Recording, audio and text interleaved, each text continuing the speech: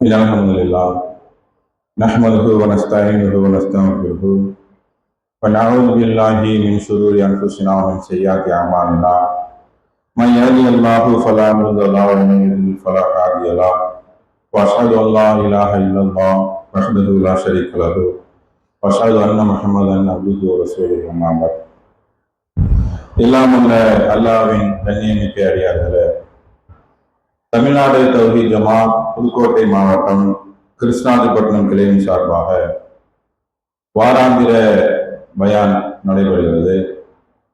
இந்த பயானுடைய தலைப்பாக எங்கள் வக்ஃபு எங்கள் உரிமை என்ற தலைப்பு வழங்கப்பட்டுள்ளது. பொதுவாக மார்க்க விஷயங்களை, மார்க்க சட்டங்களை நாம் பயான்கள்ல அதிகமாக கேட்டிருப்போம். இன்றைக்கு இந்த வக்ஃபு சம்பந்தமாக பேச வேண்டிய அவசியமும் கட்டாயமும் இஸ்லாமிய சமுதாய மக்களுக்கு ஏற்பட்டிருக்கிறது. இன்று நேற்றல்ல, சுதந்திரம் அடைந்ததிலிருந்து இன்னும் சுதந்திரத்துக்கு முன்னாலும் சரி, முஸ்லிம்கள் தங்களுடைய உரிமையை, தங்களுக்கு உண்டான அனைத்து விதமான தேவையான விஷயங்களை இந்த இந்திய திருநாட்டில பேசி பேசி போராடி தான் பெற வேண்டிய சூழ்நிலையில முஸ்லிம்கள் இருக்கிறார்கள். குறிப்பாக இந்த பிஜேபி அரசாங்கம் அமைந்த 10 ஆண்டுகளுக்கு மேலாக எந்த சட்டங்கள் போட்டாலும் அது முஸ்லிம் மக்களுக்கு பாதிப்பாகவும், முஸ்லிம்களுக்கு எதிராகவும், இஸ்லாமியர்களை இந்த நாட்டில 2ஆம் தர குடிமக்களாக மாற்றுவதாகவும் சட்டங்கள் இருப்பதை பார்க்கிறோம். இந்த வக்ஃபு திருத்த சட்டம் என்று சொல்லக்கூடிய வக்ஃபு அம்பில் 2025 இது மட்டுமல்ல, இதற்கு முன்னால் இந்த அரசாங்கத்தால் போடப்பட்ட முத்தலாக் சட்டம், ஹிஜாபுக்கு எதிரான சட்டம், காஷ்மீர் 370 இது போன்ற கருப்பு சட்டங்கள் எல்லாம் நேரடியாக முஸ்லிம் சமுதாயத்துடைய அனைத்து உரிமைகளையும் பறிக்கக்கூடிய வகையில் இருப்பதை நாம் பார்க்கிறோம். அதற்கு எதிராக நாம களமிறங்கி ஒவ்வொரு கட்டத்திலையும் ஆர்ப்பாட்டம், போராட்டம், பேரணி என்று மக்களுடைய பொருளாதாரமும் மக்களுடைய நேரமும் வீண் விரயமாகுவதை இந்த அரசாங்கம் கொண்டு வந்துள்ள கருப்பு சட்டங்களுக்கு எதிராக நம்முடைய சமுதாயத்துடைய நிலைமையை நாம் என்ன செஞ்சிருக்கோம், இந்த உலகத்திற்கு பறைசாற்றிருக்கோம். அந்த வகையில் தான் இந்த வக்ஃபு அமெண்ட்மெண்ட் பில் என்று சொல்லக்கூடிய இந்த பில்லானது, இந்த சட்டமானது நாடாளுமன்றம் மற்றும் நாடாளுமன்றத்திலே மக்களை மற்றும் மாநிலங்கள் இரண்டிலுமே சட்டமாக இயற்றப்பட்டு அந்த சட்டமானது நடைமுறைக்கு வருகிறது என்று அரசாங்கம் அறிவித்த பிறகு பல்வேறு தரப்பிலிருந்து உச்ச நீதிமன்றத்தை அணுகி வழக்கு தொடர்ந்திருக்கிறார்கள். அந்த வழக்கை விசாரித்த நீதிபதிகள் இதற்கு இடைக்கால தடை வைத்திருக்கிறார்கள். இன்று வரைக்கும் அந்த தடை நீடித்துக் கொண்டிருக்கிறது. இருந்த போதிலும் இந்த வக்ஃபு சம்பந்தமான உண்மை நிலவரம் என்ன, எதற்காக இஸ்லாமிய சமுதாயம் நல்லது சொல்லக்கூடிய, நல்ல சட்டம் என்று சொல்லக்கூடிய சட்டத்தை பிஜேபி அரசாங்கமும் சரி, மற்ற அதை சார்ந்த மக்களும் சரி, முஸ்லிம்கள் உரிமைக்காக தானே கொடுக்கிறோம், முஸ்லிம்களை பாதுகாக்க தானே கொடுக்கிறோம், முஸ்லிம் சொத்துக்களை அபகரிக்க கூடாது என்று தானே கொடுக்கிறோம், இன்னும் முஸ்லிம்களுக்கு நன்மை கிடைக்கக்கூடிய சட்டம் தானே இது, ஏன் நீங்கள் எதிர்க்கிறீர்கள், எதற்காக களமாடுகிறீர்கள், எதற்காக நீதிமன்றம் செல்கிறீர்கள் என்றெல்லாம் நிறைய மக்கள் கேள்வி எழுப்புவார்கள். குறிப்பாக இஸ்லாம் அல்லாத பிற மத மக்களும் முஸ்லிம்கள் எதற்கெடுத்தாலும் ஆர்ப்பாட்டத்திலே போராட்டத்தில் இறங்குகிறார்கள், ஏன் இந்த நாட்டில் அவர்களுக்கு உரிமைகளை இந்த அரசாங்கம் வழங்கவில்லையா என்று உண்மை நிலவரம் தெரியாமலும் கேள்வி கேட்பதை பார்க்கிறோம். அதை விளக்கும் வகையில் தான் இது போன்ற ஒரு பிரச்சார திட்டத்தை, எங்கள் வக்ஃபு எங்கள் உரிமை என்ற ஒரு பிரச்சார திட்டத்தை தமிழ்நாடு தௌஹீத் ஜமாத் மூலமாக ஏப்ரல் 25 மே 25 வரை நாம தற்போது பிரச்சாரம் செய்து கொண்டிருக்கிறோம். தமிழகம் முழுவதும் இந்த பிரச்சாரம் சூழல் குறித்து சென்று கொண்டிருக்கிறது. வாரம் சனி ஞாயிறு பார்த்தீங்கன்னா இந்த தலைப்பிலே பேசாத திருமுனை கூட்டங்கள், பொதுக்கூட்டங்கள், துண்டு பிரசுரங்கள் விநியோகிக்கப்படுகிறது. இப்படி பல்வேறு விதமான பிரச்சாரங்கள் மூலமாக தமிழகம் முழுவதும் இந்த ஜமாத்தின் சார்பாக எங்கள் வக்ஃபு எங்கள் உரிமை என்ற தலைப்பில முஸ்லிம்களுக்கு சேர வேண்டிய நியாயமான உரிமைகளை, முஸ்லிம்களுக்கு சட்டப்படி எது இந்த நாட்டில இதற்கு முன்னால் வழங்கப்பட்டதோ அந்த கோரிக்கையை முன்வைத்து இந்த பிரச்சாரம் சென்று கொண்டிருக்கிறது. அந்த அடிப்படையில் தான் இன்று நாம் என்ன செய்யணும், இதை மக்கள் மத்தியிலே விளக்க வேண்டும். மக்கள் மத்தியிலே இந்த வக்ஃபு விஷயமாக போய் சேர்க்க வேண்டும்.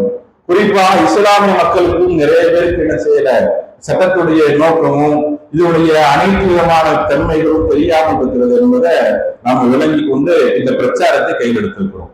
அந்த அடிப்படையில எதற்காக இந்த வக்ஃபு சட்டத்துக்கு எதிராக முஸ்லிம் சமுதாயம் கிளம்புன்னு சொன்னா, 1995ஆம் ஆண்டு வக்ஃபு சட்டத்தை திருத்தம் செய்து கொண்டு வருவார்கள். அந்த சட்டத்தின்படி இன்றைய வரைக்கும், அதாவது இந்த இடைக்கால தலைக்கு முன்னாள் வரைக்கும் அந்த சட்டத்தை வைத்துக் கொண்டு மாநிலத்தில வக்ஃபு வாரியம் என்றும் மத்தியிலே வக்ஃபு கமிஷன் என்று சொல்லி 2 விதமான ஆணையங்களை வைத்து இந்த வக்ஃபு சொத்துக்கு நிர்வாகம் செய்யப்படுகிறது. முதல்ல வக்ஃபு சொத்து என்ன என்றால் சொன்னோம்னா, இந்தியாவில சுதந்திரத்துக்கு முன்னால் சுதந்திரத்துக்கு பின்னால் பல்வேறு ஏக்கர், பல லட்சம் ஏக்கர் கணக்கான சொத்துக்களை முஸ்லிம்கள் பாகிஸ்தானுக்கு போகும்போது விட்டு சென்றார்கள். சுதந்திரத்தின் போது இந்த பார்ட்டிஷன் பிரிவினையின் பொழுது பாகிஸ்தானுக்கு செல்லக்கூடிய அந்த முஸ்லிம்கள் பீகார்ல, பஞ்சாப்ல, ஹரியானாவில, குஜராத்ல, உத்தரப்பிரதேசத்துல இப்படி பல்வேறு மாநிலங்கள்ல, வட மாநிலங்கள்ல அதிகமான வக்ஃபு சொத்துக்களை தானமாக விட்டு சென்றார்கள். அது எப்படிலாம் விட்டு செஞ்சாங்கன்னா, வாயால சொல்லிட்டும் போனாங்க, எழுத்தால் எழுதிட்டும் போனாங்க. அதாவது அந்த அரபு பாக்கியத்திலே சொத்துக்கள் இருந்தது. இப்படி விட்டுட்டு பல லட்ச ஏக்கர்களை விட்டு போனார்கள், முஸ்லிம்கள் பயன்பட வேண்டும் என்று. அது அல்லாமல் அந்த பிரிவினைக்கு பிறகு, சுதந்திரத்துக்கு பிறகும் கூட இந்நாள் வரைக்கும் முஸ்லிம்கள், முஸ்லிம் அல்லாத மக்கள் யாராக இருந்தாலும் இஸ்லாமியுடைய பள்ளிவாசலுக்காக, இஸ்லாமியர் தொடர்புக்கூடிய பள்ளிகளுக்காக, இஸ்லாமியர் அடக்கம் செய்யக்கூடிய மையவாடிகளுக்காக, முஸ்லிம்கள் பிள்ளைகள் படிக்கக்கூடிய மதரசாக்களுக்காக இந்த சொத்துக்களை தானமாக வழங்கி வருவார். இந்நாள் வரைக்கும் வழங்கி வருவார். இதுல எந்த விதமான பிரச்சனையும் இல்லாமல் இருந்தது. இதுல எந்த விதமான சட்ட சிக்கலும் இல்லாமல் இருந்தது இந்த 95 சட்ட திருத்தத்துக்கு பிறகு. ஆனா இன்றைக்கு இந்த மத்திய அரசாங்கம், பிரதமர் மோடி அவர்களால் அந்த குண்டர்கள் சட்ட திருத்தம் என்ன சொல்லுன்னா, இது அனைத்து உரிமைகளையும் தகர்க்கும் வண்ணமாக இருக்கிறது. மாநிலத்திலும் சரி, மத்தியிலையும் சரி, இந்த வக்ஃபுக்காக அமைக்கப்பட்ட வாரியம், கவுன்சில முஸ்லிம்களுடைய பிரதிநிதித்துவம் குறைக்கப்படுவது, முஸ்லிம்கள் அல்லாத நிர்வகிப்பது, முஸ்லிம்கள் அல்லாத மற்றவர்கள் ஒரு வக்ஃபு நிலத்தை உரிமை கொள்வது, 12 வருஷத்திற்கு குறைவாக மேலாக யாரெல்லாம் அந்த வக்ஃபுக்கு வைத்திருந்தார்களோ அவர்களுக்கு அந்த நிலத்தை சொந்தமாக்குவது, இப்படி மிகப்பெரிய அபத்தமான சட்ட திருத்தங்களை அவர்கள் முன்னெடுத்திருக்கிறார்கள்.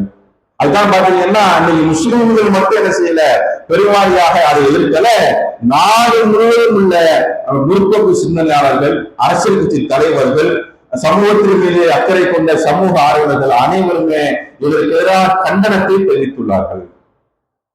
வக்ஃபு சொத்து என்பது முழுக்க முழுக்க முஸ்லிம்களுக்கு உரியது.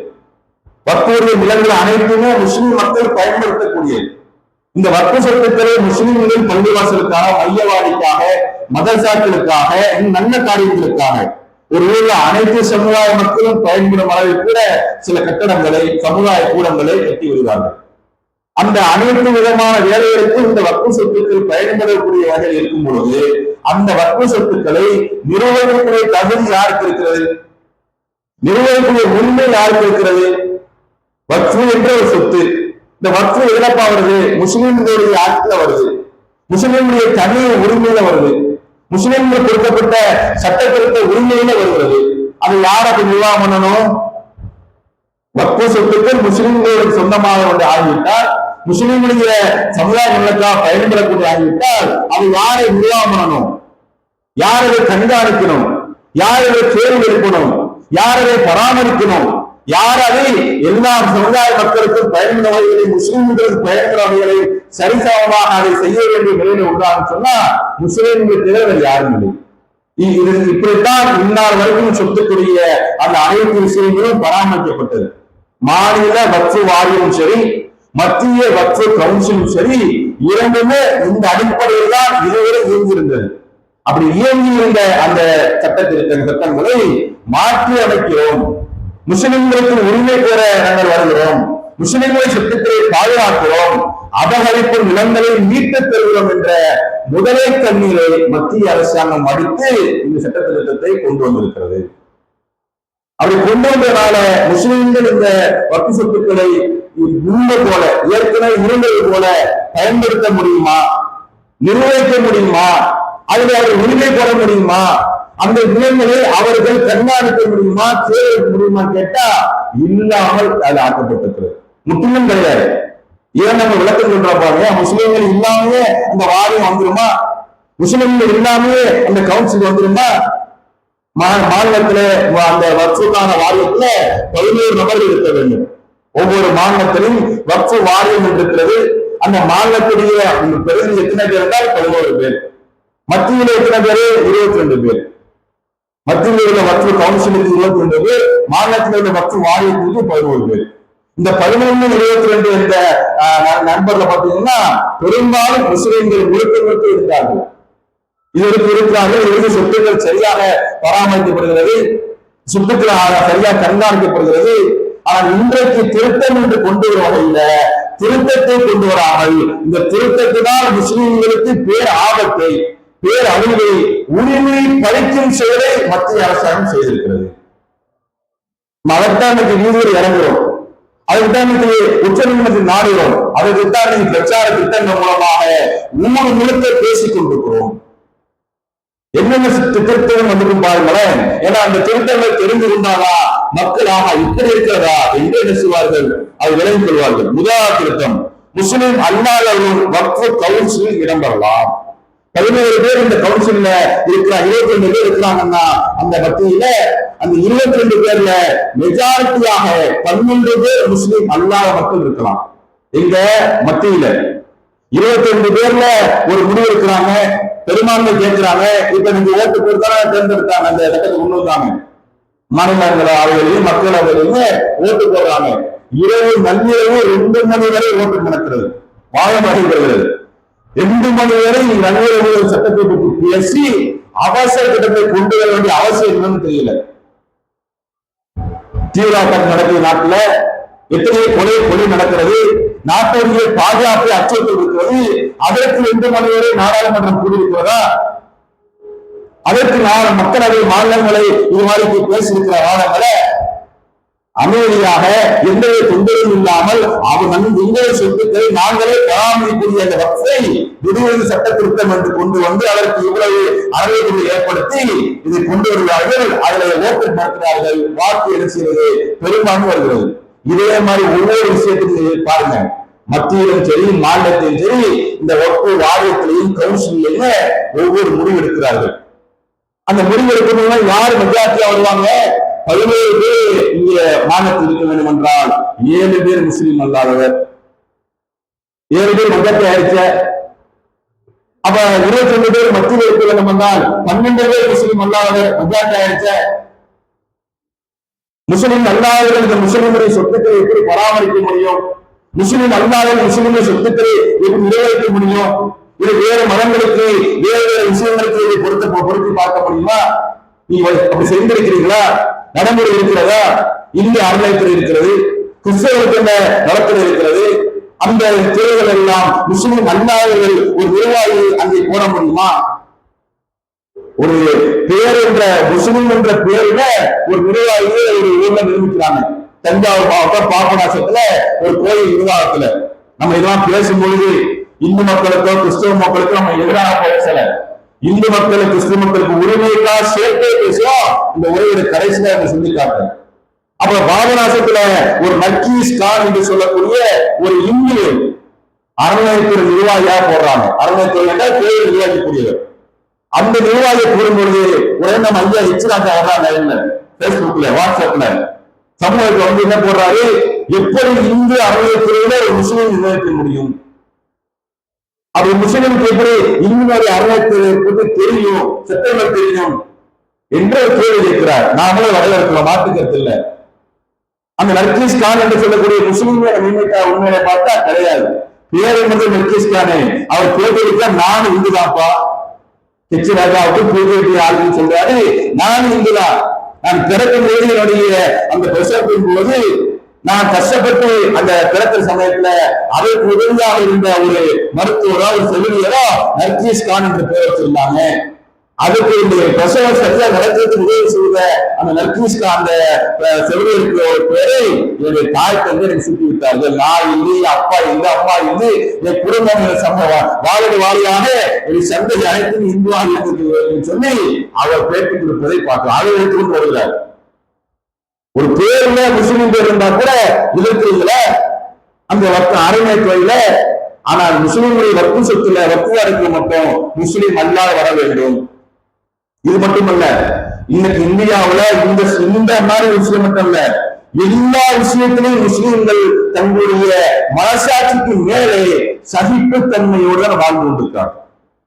இந்த ஒரு விஷயம் மட்டும் கிடையாது, இந்த ஒரு விஷயத்தை மட்டும் பார்க்கல, எல்லா விஷயத்திலும் பாத்தீங்கன்னா முஸ்லீம்கள் தங்களுடைய மனசாட்சிக்கு மேலே தங்களுடைய அனைத்து விதமான உணர்ச்சிகளையும் அடக்கிக் கொண்டு சகிப்புத்தன்மைக்கு மேல் செலுத்திக் இருக்கிறாங்க. எந்த அளவுக்கு என்று சொல்லுவார் பாருங்க. இந்த கல்லூரி ஒன்று இந்து அறநிலைத்துறையால கலை கல்வி, அதாவது கலையறிவு கல்வி நடக்கிறது. இந்த கல்லூரி நடத்தக்கூடிய சொன்னா இந்து அறநிலைத்துறை. இந்த இந்து அறநிலையத்தில் நடத்தக்கூடிய கல்லூரிகள்ல எந்த ஒரு முஸ்லீம் படிக்கக்கூடாது, எந்த ஒரு முஸ்லீம் ஆசிரியராக செய்யக்கூடாது. தமிழ்நாட்டில் நான் சொல்றேன், வேற ஒன்றும் கிடையாது. அது ஒரு வழக்காக எடுத்துக்கொண்டு உயர்நீதிமன்றத்தை வாதாடுறாங்க. நீதிபதி சொல்றாங்க, அங்க எதிர்க்கிறதுக்கு வாயு சொல்றாரு, நான் ஒரு முஸ்லீமா இருக்கிறேன், அங்கே நான் வேலை செய்யக்கூடாது. அது ஒரு படிப்புக்கு கல்லூரி தான் வந்து கலை அறிவியல் கல்வினா arts and science college, physics, chemistry, maths, Tamil, English என்று பாடங்களை படிக்கக்கூடிய கல்லூரி. வெறுமன இந்து சமய நூல்களை படிக்கக்கூடிய கல்லூரி அல்ல. இந்து சமய அனுமதி நடத்தினாலும் அங்கே படிக்கக்கூடிய பொது பாடங்கள் தான். அந்த பாடம் நடத்தக்கூடிய ஒரு டிகிரி முடித்த தகுதியுள்ள ஒரு முஸ்லிம் ஆசிரியர் அங்கு என்ன செய்யக்கூடாது, ஒரு காலமும் போய் படிப்பை சொல்லிக் கொடுக்க கூடாது. அது ஏற்றுக்கொண்டு நாம் இருக்கிறோம். அது ஒரு வாழ்க்கைக்கு தவறாக இருந்தாலும் இது போன்ற விஷயங்கள்ல முஸ்லிம்கள் சகிப்புத்தன்மை பின்பற்றுகிறோம். இன்றைக்கு மதுரையில ஒரே ஒரு கல்லூரி வக்ஃபு வாரியத்தின் அடிப்படையில் கீழே இயங்கி கொண்டிருக்கிறது. ஒரே ஒரு கல்லூரி வக்ஃபு வாரியத்தின் கீழே இயங்கி கொண்டிருக்கிறது. அந்த கல்லூரியில இன்றைய நாள் வரைக்கும் எந்த முஸ்லீம் அல்லாரும் படிக்கக்கூடாது, எந்த முஸ்லீம் அல்லாரும் வேலை செய்யக்கூடாது என்று சட்டம் போட்டுக்கிறோமா? முஸ்லீம் சைபத்தன்மையை பாருங்க. அரசாங்கத்துடைய கல்லூரியில ஒரு முஸ்லீம் பிரஜை பாடம் கூடாது, ஏன்னா இந்த அறநிலைத்துறை கல்லூரி. அது வார்த்தைக்கு சரின்னு வச்சுக்கிறீங்க. இன்றைக்கு முஸ்லீம் நடத்தக்கூடிய வக்ஃபு கல்லூரியில ஒரு எந்த ஒரு முஸ்லீம் அல்லாத இந்துவோ கிறிஸ்தவோ வேற மாற்றாவோ படிக்க கூடாது, பாடம் எடுக்கக்கூடாது என்று சொல்லி இருக்கிறோமா? இதுவரை இல்லை. முஸ்லீம் பேரை கேட்டால் என்பது அதை எடுத்துக் கொண்டு வருகிறார்கள். சகிப்புத்தன்மையை பாருங்க உள்ளது. முஸ்லீம்கள் படித்து கூட என்ன செய்யக்கூடாது, படிப்பு பாடம் நடத்தக்கூடாது, ஆசிரியர் வரக்கூடாது, சகிப்புத்தன்மையை பாருங்கள். இன்றைக்கு முஸ்லீம்கள் நடத்தக்கூடிய அந்த வக்ஃபு கல்லூரியில அந்த எந்த ஒரு மாணவன் சரி ஆசிரியரும் சரி முஸ்லீம் அல்லாத வரக்கூடாது என்ற சட்டம் போடவே இல்லை. தாராளமாக அனைவரும் படிக்கலாம், அனைவரும் வேலை செய்யலாம் என்று நம்ம சட்டம் போட்டு இன்றைக்கு முஸ்லீம் அல்லாத நிர்ணயித்திருக்க அந்த வக்ஃபு வாரியத்துல கவுன்சிலர் நினைக்கிறாங்க. இரண்டாவதாக மத வழிபாடு தலங்களை அந்தந்த மதத்தை சார்ந்தவர்களை நிர்வகிக்கும் நிலையில் முஸ்லிம்கள் மட்டும் அணிவிக்கப்படுகிறது. நான் ஏற்கனவே சொன்ன மாதிரி 7 பேர் பெரும்பான்மை, 12 பேர் பெரும்பான்மை வைத்துவிட்டால் முஸ்லிம்கள் நிர்வகிக்கக்கூடிய அந்த வக்ஃபு வாரியத்துல முஸ்லிம் அல்லாத வந்துவிட்டால் ஏனைய மதங்களே இப்படி இருக்கிறதா? நீ கொண்டு வாங்கின ஒன்னு வாதம் பண்ண வரல, ஏனைய மதங்களுக்கு வேற துறைகளுக்கு நம்ம எதிராக பேச வரல. என்ன கேள்வி இருக்கிறோம்னா, முஸ்லிம்கள் மட்டும் ஏன் வேற வந்தன, முஸ்லிம்கள் மட்டும் ஏன் இந்த மாதிரி அநீதியான விஷயங்கள், முஸ்லிம்கள் அல்லாத எப்படி அதை பற்றி பேச முடியும்? இன்றைக்கு நீங்க வர்றீங்க, முஸ்லிம் அல்லாத அதிகாரி இந்த முத்தையை பார்த்து நம்ம ஊர்ல பெரிய பள்ளி இருக்கிறது, ஈசிஆர் பள்ளி இருக்கிறது, இந்த பள்ளியை வச்சு இருக்கிறது. இந்த வக்ஃபு சொத்தை வச்சு நீங்க என்ன செய்வீங்க, அதிகாரி வந்து பார்வையிடுறீங்க, பள்ளிவாசல பார்வையிட்டு இதையே இப்படி மாத்துறீங்க, சட்டத்தை எப்படி சரி பண்ணிருக்கிறீங்க, திருத்தம் பண்ணிருக்கிறீங்க என்று கேள்வி கேட்டால், ஒரு முத்தவழியை ஒரு ஆளுச்ச கேள்வி கேட்டால் அந்த சட்டத்தை அவர் விலக்கி சொன்னால் ஒரு இஸ்லாம் அல்லாத ஒரு அதிகாரிக்கு அது தெரியுமா? நவீன நாட்டின் சட்டம் அவருக்கு விளங்குமா? குர்ஆன் சட்டம் அவருக்கு விளங்குமா? விளங்காது.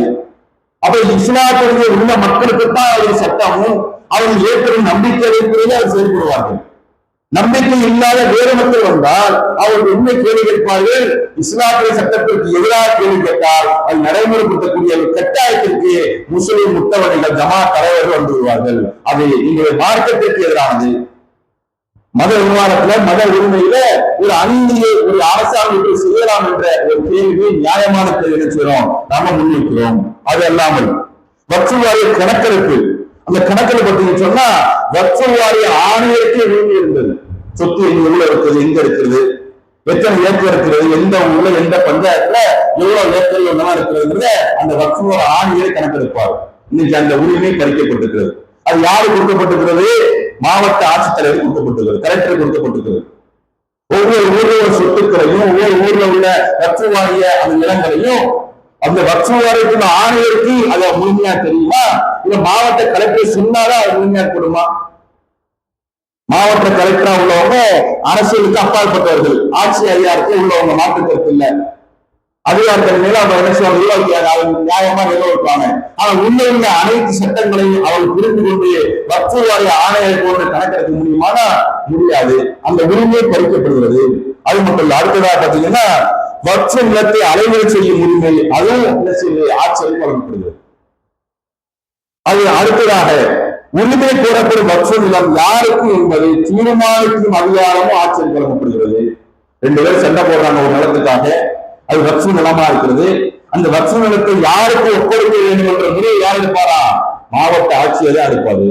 இங்க உள்ள ஜமா தலைவர் வக்ஃப் சொந்தக்காரர் யாருன்னா இந்த வக்ஃப் வாரியம், தமிழ்நாடு வக்ஃப் வாரியம் சொந்தமானது, அவங்க எடுக்க முடியாது. கலெக்டர் தான் எடுப்பாரு. முன்பே மொழியை கொண்டு வர்றாங்க. அடுத்து பாருங்க, ஒரு சொத்து வக்ஃபிலே வருமா இல்லை என்பதை முடிவு செய்யும் அதிகாரம் திரும்ப பெறப்பட்டுள்ளது. அடுத்ததாக இதுதான் முக்கியமான ஒரு பாயிண்ட். ஒரு முஸ்லிம் இந்த வக்ஃப் வாரியத்திற்கு ஒரு சொத்தை கொடுப்பதாக இருந்தால், நம்ம சொன்ன பாருங்க, பார்ட்டிஷன் பிரிவினையின் போது பாகிஸ்தான் போனவர்கள் எல்லாம் சொத்தை கொடுத்திருக்கிறாங்க. வாய் வழியாக கொடுத்தாங்க, எழுத்துப்பூர்வமா கொடுத்தாங்க. இன்றைக்கும் எத்தனையோ லட்சக்கணக்கான ஏக்கர்களை முஸ்லிம்கள் நலவந்தர்கள் கொடுத்து விட்டு செல்கிறார்கள். இறுதி காலத்துல இதை பொதுக்கரைக்கு பயன்படுத்தணும் என்று கொடுத்து விட்டு செல்கிறார்கள். அது எழுத்துப்பூர்வமாகவோ அல்லது வாயில சொன்னாலே வக்ஃப் ஆயிடும். இன்னைக்கு நீங்க வேணாம போனீங்கன்னா நீங்கள் முறையாக பட்டா எடுத்து, பத்திரத்தை சரிபார்த்து, ஈசி எடுத்து எல்லாம் பார்த்து வில்லன் முறை பார்த்து எழுத்துப்பூர்வமாக பதிவு செய்ய வேண்டும் சார்பு அலுவலகத்துல. அப்பதான் உங்க சொத்து என்ன செய்ய உங்களுக்கு கிடைக்கும். இது கிரையம் பண்ண சொத்து. ஆனா வக்ஃபை பொறுத்த வரைக்கும் வாயால சொன்னாலே என்ன செய்யணும், அந்த வக்ஃபுக்கு போயிடும். அந்த அளவுக்கு ஒரு உரிமை இருந்தது. இன்னைக்கு என்ன சொல்றாங்கன்னா 5 ஆண்டு ஒரு முஸ்லீமாக பிராக்டிஸ் பண்ணிருக்கணும். அந்த முஸ்லீமுடைய அந்த எல்லா சட்டத்திட்டங்களையும் பின்பற்றிருக்க வேண்டும். அந்த 5 ஆண்டு அவர் பின்பற்றிருந்தால்தான் அவர் சொத்தை கொடுக்க முடியும். இதுதான் மிகப்பெரிய அநீதியிலே மிகப்பெரிய அநீதியா இருக்காது. எந்த அளவுக்கு என்று சொன்னால் இந்த சட்டம் எல்லா விஷயங்களுக்கும் பொருந்துமா, எல்லா மதத்திற்கும் பொருந்துமா? இந்த அணியத்துறையில இது மாதிரி 5 வருஷம் இருந்தாதான் சொத்தை கொடுக்க இருக்குமா? கிறிஸ்தவ மதத்துல அப்படி இருக்குதா? இல்ல. ஒருதலைபட்சமான அநீதியான தீர்ப்பு திட்டங்களை என்ன செய்யுது, தெளிவாக கொடுக்கிறது. ஒரு முஸ்லீம் நேற்று எடுக்கிறாரு, இந்துவா இருக்காரு, நீங்க முஸ்லீமா மாறுறாரு. அந்த உரிமையை நீங்க அரசியல் சின்னம் கொடுத்திருக்கிறது. மத உரிமையை அனைவரும் நினைச்சுலாம் தன்னுடைய மதம் இருக்க போது தாராளமாக பின்பற்றலாம். எந்த மதத்துக்கும் யாரும் போகலாம். முஸ்லீம் இந்துக்கு போகலாம், இந்துல இருந்து கிறிஸ்டின் போகலாம், கிறிஸ்டின் முஸ்லீமுக்கு வரலாம். இது எல்லாமே இந்தியாவுல மத சார்பற்ற நாடு, செக்குலரிசம் என்று சொல்கிறோம். இன்றைக்கு இந்தியா பாகிஸ்தான் போர் முடிந்திருக்கிறது, சீஸ்ஃபயர் நடந்திருக்கிறது, இப்போதைக்கு அமைதி இருக்கிறது. இதை பற்றி பேட்டி கொடுக்கும் பொழுது கர்னல் சோசியா குறை சொல்லி காட்டுறாங்க. என்ன சொல்றாங்க, ஒரு ராணுவ அதிகாரியாக அரசியல்வாதிகள் சொல்ல வேண்டும். அவர் சொல்ற என்ன சொல்றாங்க, இந்தியா என்பது செக்குலரிசமான நாடு, மதச்சார்பற்ற நாடு. மதச்சார்பு நாடு சொல்றீங்கல்ல, ஒவ்வொருத்தையும் பதிவு பண்றீங்கல்ல, அரசியல் சட்டம் வழங்கியிருக்கீங்கல்ல, அந்த சட்டத்தை முஸ்லிம்கள் மதச்சார்பற்ற பின்பற்றக்கூடிய நிலையில ஒரு இஸ்லாத்துக்கு வந்துவிட்டால், நேற்று வந்தால் அவர் வக்ஃபுக்கான சொத்தை கொடுக்க முடியாது. ஒரு வருஷத்துக்கு வந்தாரு கொடுக்க முடியாது, 2 வருஷத்துக்கு வந்தாரு கொடுக்க முடியாது. எத்தனை சார்மா 5 வருஷம் முஸ்லிம்களா இருந்திருக்கணுமா, முஸ்லிமா பிராக்டிஸ் பண்ணணுமா? 5 வருஷம் நோன்பு வச்சாரு, ஒரு தொழுதாரு, ஒரு இஸ்லாமிய முறையில ஹஜ் பண்ணாரு, இதெல்லாம் பார்த்து ரிப்போர்ட் கொடுக்க முடியல. இப்படி யாருக்கும் சட்டம் இருக்கிறதா? வேறு வேறு துறைகள்ல ஒரு முன்னிலை சொல்றாங்கன்னா இன்னைக்கு எதுக்காக அவங்க இதை கொண்டு வர்றாங்கன்னா, ராணுவத்துக்கு அடுத்து ரயில்வேக்கு அடுத்து வக்ஃபுல அதிகமான சொத்து ஒரு மதிப்பு இருக்கிறது. இந்தியாவுல அதிக சொத்து வந்து முதல் ராணுவம், அதை மாற்று கருத்து இல்லை, நிலங்கள். அடுத்து ரயில்வே, அடுத்ததாக யாருக்கு இருக்குன்னு சொன்னா இந்த வக்ஃபுக்கு இருக்கிறது, வக்ஃபு வாரியத்திற்கு இருக்குன்னு சொல்லி ஒரு கதையை கட்டி விடாங்க. உண்மையில அது இல்லை. நாடாளுமன்றத்துல கபில் சிபல் என்ன செய்றாங்க, அதை பதிவு பண்றாங்க. முன்னாள் காங்கிரஸ் நிர்வாகி, இன்னைக்கு வழக்கறிஞரா இருக்கிறாங்க உச்ச நீதிமன்றத்துல. அவர்கள் சொல்றாங்க, தமிழ்நாடு, ஆந்திரா, கர்நாடகா இந்த 3 மாநிலத்திலும் எடுத்து பார்த்தா மட்டுமே 10 லட்சத்துக்கும் ஏக்கருக்கு மேற்பட்ட இந்து அறநிலை சொந்தமான சொத்துக்கள் இருக்கிறது. 10 லட்சத்துக்கு மேல. ஆனா ஒட்டுமொத்த இந்தியாவோட வக்கு சொத்து எவ்வளவு தெரியுமா? 8 லட்சம் ஏக்கர் தான். வெறும் 3 மாநிலம் எடுங்க. 3 மாநிலங்கள் மட்டும் இந்து அறநிலையத்திற்கு 10 லட்சத்துக்கு மேல ஏக்கர்கள் இருக்கிற சொத்து. இந்தியா முழுவதும் அவன் கடவுளை கணக்க வெறும் 8 லட்சம் தான் என்று அந்த பதிவுல சொல்லி காட்டுகிறார். அப்ப யாரை இடமாட்டு இதை செய்யறாங்க பாருங்க. லட்சங்கள் ஏக்கர் இருக்கிறது, லட்சங்கள் சொத்து இருக்கிறது, அதை முறையா பராமரிக்க வேண்டும். 5 ஆண்டுக்கு மேல ஒரு முஸ்லீம் இருந்தாதான் அதை கொடுக்க முடியும். இந்த அறநிலை சட்டம் இருக்கிறதா? ஒரு இந்து 5 வருஷம் மேல கொடுக்கலாம், அதெல்லாம் விடுங்க. ஒரு முஸ்லீம் இந்த அறநிலை நினைச்சா கொடுக்கலாம். அதே ஒரு முஸ்லீம் 5 வருஷத்துக்குள்ள இருந்தா வக்ஃபு கொடுக்க முடியாது. இவ்வளவு பெரிய மோசடி பாருங்க. ஒரு முஸ்லீம் பள்ளிவாசல் கொடுக்க முடியாதா சொத்தை 5 வருஷத்துக்குள்ள? ஆனா இந்த அறநிலை கொடுக்கலாம். பிஜேபி கொடுக்கலாம், மாற்றுக்கிறது இல்ல. பிஜேபி கட்சிக்கு டொனேஷன் கொடுக்கலாம், ஏனைய அரசு கட்சிக்கு டொனேஷன் கொடுக்கலாம். ஆனா முஸ்லீம் ஒரு மனிதர் இந்த நாட்டுல முஸ்லீம்களுடைய வக்ஃபுகளுக்கு, பொது சொத்துக்களுக்கு தானமாக தர்மமாக வழங்க முடியாது 5 வருஷத்துக்குள்ள இருந்தா. இது எவ்வளவு பெரிய அநியாயம், எவ்வளவு பெரிய அநீதி.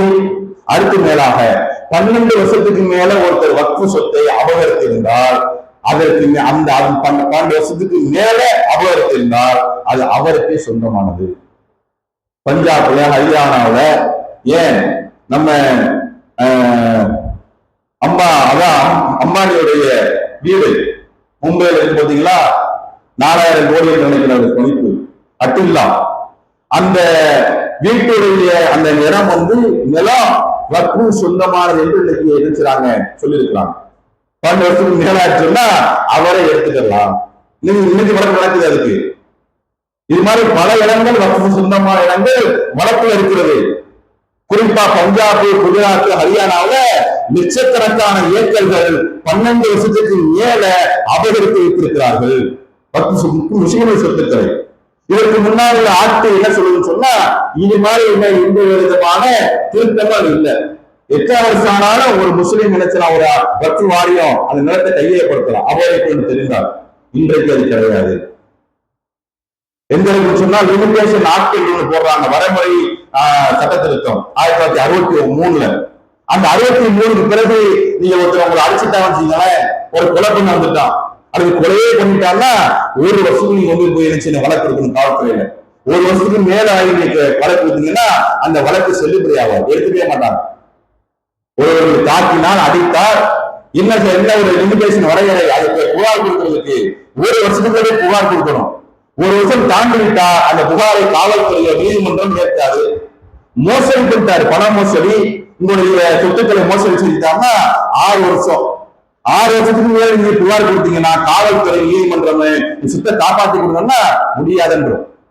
அதே மாதிரி இந்த நிலங்களை அபகரித்திருந்தால் 12 வருடம் என்று வைத்திருக்கார்கள். இந்த சட்டம் ஏற்கனவே இல்லாமல் இருந்தது, இன்னைக்கு அதை அழித்து விட்டு அதை கொண்டு வந்திருக்கிறார்கள். 12 வருஷங்களை யார் வச்சிருந்தாலும் எடுத்துக்க இடத்த முஸ்லிம்களை சொத்த, அது அரசியல்வாதியோ, பிஜேபி காரர்களோ, RSS காரர்களோ யாரையும் எடுத்துக்கலாம். அது எந்த ஒரு மாற்று கருத்தில் என்பதை அந்த சட்ட திருத்தம் அநீதியாக முஸ்லிம்களுக்கு என்ன செய்வது இருக்கிறது.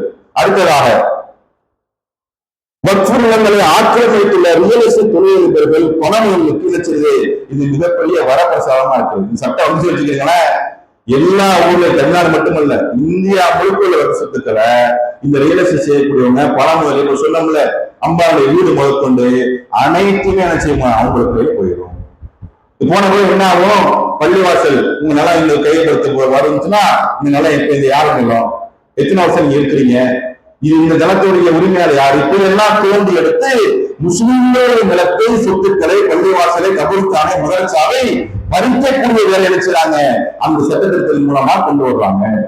அப்ப நம்ம என்ன செய்யற இதுல கவனம் செலுத்துறோம், இந்த சட்ட திருத்தங்கள் எல்லாம் முஸ்லிம்களுக்கு எதிராக, முஸ்லிம்களுக்கு எதிராக இருப்பதை விட இந்த முஸ்லிம்கள் இந்த நாட்டுல 2ஆம் தரம் குடிமக்களை ஆக்கிரமிப்பு செய்யுது. இப்படிதான் கொண்டு வந்தாங்க.